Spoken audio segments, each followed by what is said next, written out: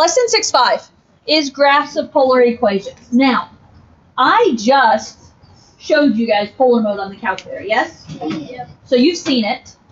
Could you technically, and I'd prefer you not, because I don't want you to know what it looks like, could you technically plug it into the calculator right now to get an idea of what it looks like? You could. Really? But I'd prefer you wait till we get into it because I want you to have to work to figure it out. Okay, now, what are we obviously doing here? Plugging in that. We're obviously doing this by hand, right? Okay, now, yes, we can use the aid of the calculator some to get some decimal answers, that's fine, but I don't really want you guys to go in knowing what the graph looks like. Okay, so, you guys got the basics. This is a theta, comma, r chart. We're going to plug in theta to get our r value, yes? Yes. So, now, kind of means normally our ordered pairs are r, comma, theta, so it's going to be backwards, but you're going to have the information. So, if theta is 0, what do we know? The sine of 0. Sine of 0 is? 0. 0. Think about your sine graph, guys. And I know you guys don't necessarily think that way, but what's a sine graph do? It starts at 0. Now, sine of pi over 6. Can we just say 1/2? Yeah. Which 1/2 is also equivalent to 5. What about sine of pi over 4? Hey, that chart tells me square root of 2 over 2. Now, I am going to put this down as a decimal because I don't get to count out square root of 2 over 2 rings, do I? So as a decimal, square root of 2 over 2, 0.707 is what I generally think of. 0.7 is really more than enough information because you can't get that accurate, can you? Okay? Sine of pi over 3. Square root of 3 over 2.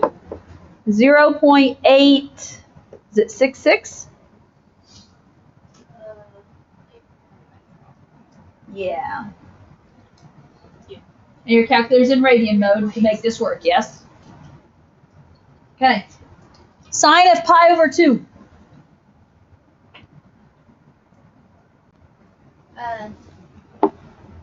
Wait. No. 1? Yep.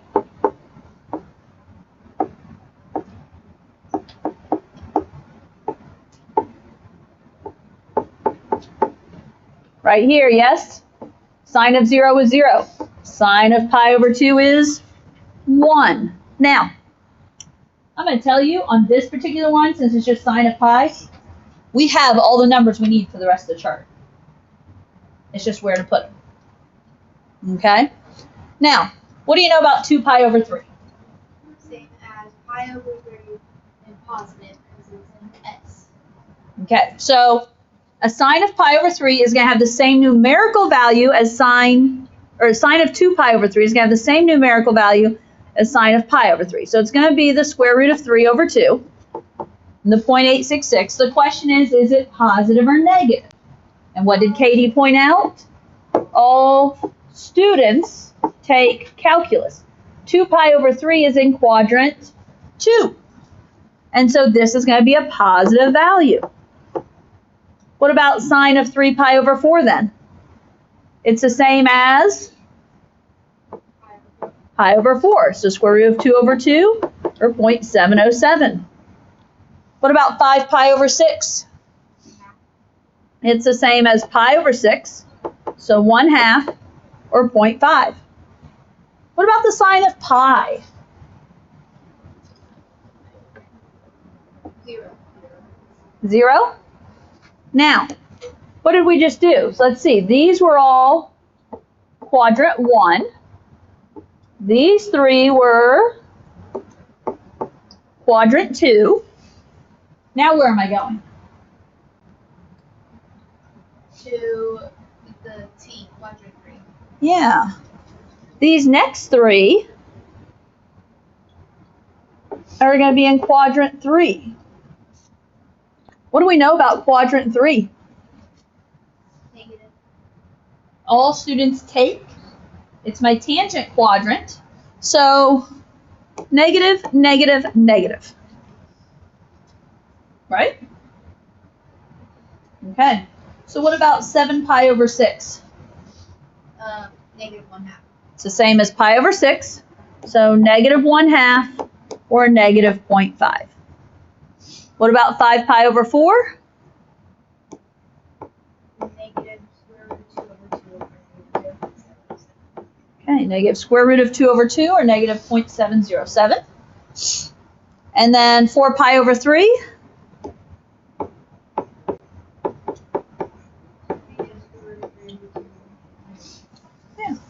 Negative square root of 3 over 2 or negative 0.866. And this is because they were all negative because we're in quadrant 3. What about the sine of 3 pi over 2?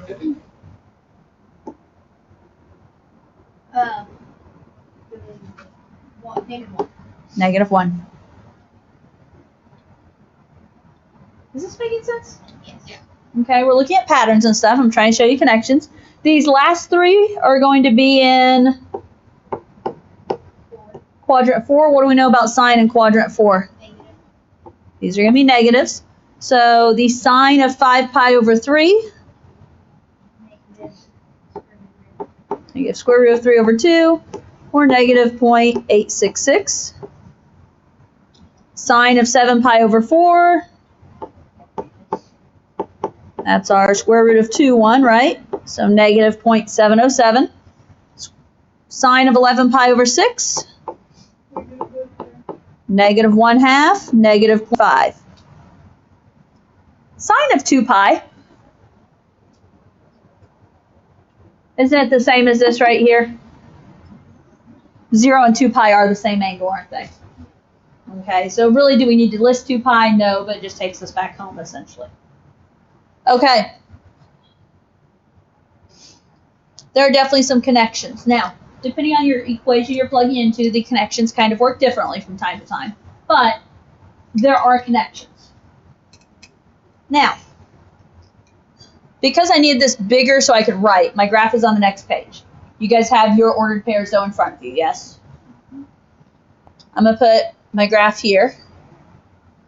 And technically, those are really tiny labels.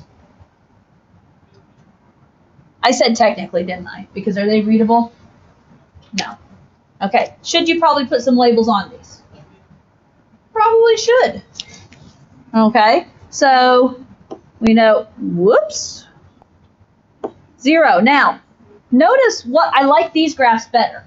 And I believe the ones I copied for homework, remind me if you're going to work on this before Monday to grab a piece of graph paper. It's different graph paper this time because they set it up so you have, technically, you know. But notice how many lines in each quadrant? 3. Just the 3. So we don't have those extra 2 lines hanging out to confuse us. So this is what? Pi over 6, pi over 4, pi over 3. Up top, pi over 2. These, so pi over 3, now it's 2 pi over 3. Pi over 4 is now 3 pi over 4. And pi over 6 is now 5 pi over 6. If you notice also in that quadrant, they're all 1 away from being a full pi, right? So that's help. This, of course, is pi. This next quadrant, they are all 1 past being a full pi. So for my 6th, it's 7 pi over 6. 5 pi over 4. Thirds, 4 pi over 3. Of course, that is 3 pi over 2. And then this last quadrant, they're all 1 away from being 2 pi.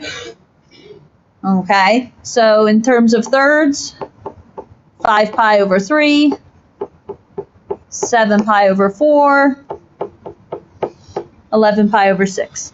And I don't know. Maybe you're going to tell me you can read that little scribble there, but I can't. Okay. You ready? Sure. Okay. 0, 0. Got it? Okay, I got my first point. Okay. Pi over 6 and 1/2, which technically should be the other way around. But, so what's that mean? On pi over 6, you go out what? Half a ring. Pi over 4, and then I'm just going to say 0.7. Fair enough? On pi over 4, we go out 0.7. So go out farther than 0.5, right? Pi over 3, 0.866, getting close to 0.9. We go out more. Pi over 2, 1. Are you with me? Okay. 2 pi over 3 and an almost 0.9. 3 pi over 4 is going to be 0.7, so bring it in. 5 pi over 6 is 0.5. And pi is back to 0. Are you with us? 7 pi over 6, negative 0.5. So what's that saying? Go back. On 7 pi over 6, negative 0.5 says you shoot back through the origin, and what's happening? We're landing where we already have that same point, aren't we? Yeah. Correct? Okay, you're landing where you already have a point. You don't have to do anything else. That point's on that point. Okay? 5 pi over 4, negative 0.7. 5 pi over 4, oh, hey, what happens? You shoot back to pi over 4, and we already have the 0.7, don't we? 4 pi over 3 and negative 0.866. Negative shoots me back through. Hey, guess what? We already have that point. Are you seeing a theme here?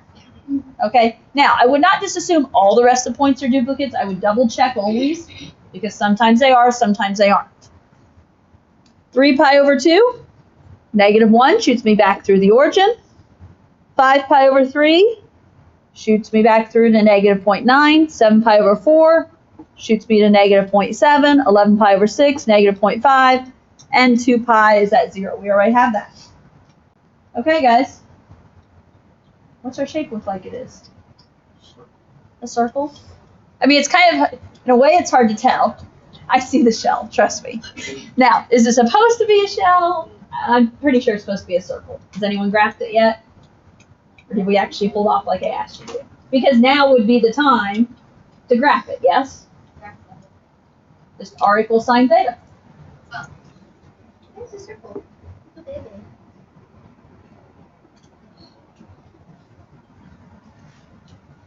What would your height be? Okay.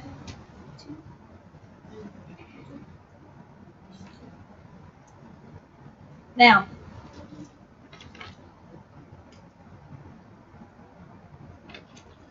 let's go ahead and we'll start 2. Will we get done with it? Who knows, but we can start 2. Do we have what we need from number 1? You get the idea of what you're doing here? Yeah. And really, it's the same idea every time. Now, I will say, I didn't necessarily start in decimals there, did I? I went for the chart. And this next one, I'm going to kind of go for the chart too. I will say 3 and 4, if I recall though, because of what they are, I went more straight to decimals, which means could you plug each of the values in on the calculator and get a decimal? You could. Okay? Now, let's see, I'm going back here. This time, what do we have? 2 times cosine theta. Okay, so cosine of theta times 2. What's the cosine at 0? 1 times 2 is 2. Okay. Cosine at pi over 6. Well, cosine at pi over 6 is square root of 3 over 2. Multiplying by 2 is square root of 3, which is approximately 1.7, I believe. Yeah, 1.732 is what I have written down. Okay, cosine of pi over 4. Square root of 2 over 2, multiplying by 2 is square root of 2. It's 1.414. Cosine of pi over 3. 1/2 times 2. 1. I'm going with 1. Now, these that we just did here were all of my quadrant 1. Is that still helpful to know? It is. Okay, what's the cosine of pi over 2?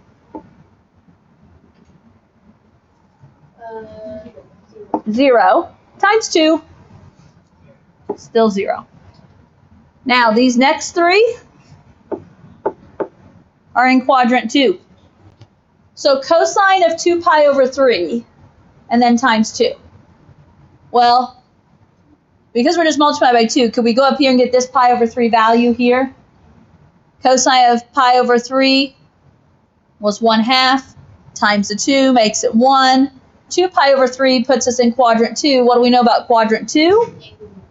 This time it's cosine in a sine quadrant, so negative. 3 pi over 4, what am I going to say? Yeah, negative square root of 2, or negative 1.414. 5 pi over 6, negative square root of 3. What about pi? The cosine of pi is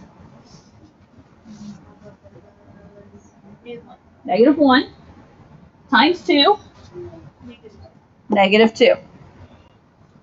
Okay, what do we know about quadrant 3? Negative. They're all going to be negatives again, yes? 7 pi over 6,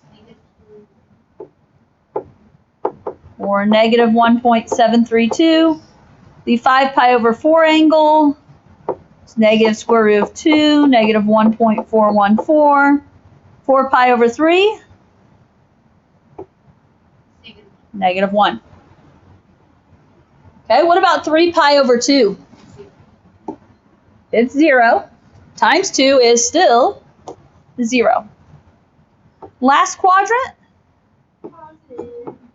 Now we're in all students take calculus, C, cosine quadrant. So these are positive values.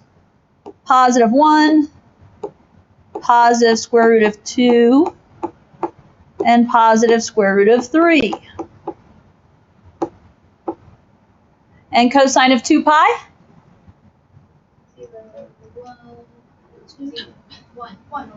1 times 2 makes it 2. Okay, got it? Do I have time to graph it? Not really. So I guess Monday, remind me what we need to graph it, or you can start graphing it. So Monday, you guys have a pretty normal week. So we can just, I don't know, I'll have to look at my AP schedules. AP doesn't hit in here till Thursday and Friday, right? Because Monday's afternoon. Thursday would be me and Autumn, and Friday would be me. And Thursday and Friday, those are great days to miss because what are we doing? Review. Review worksheet. So, okay.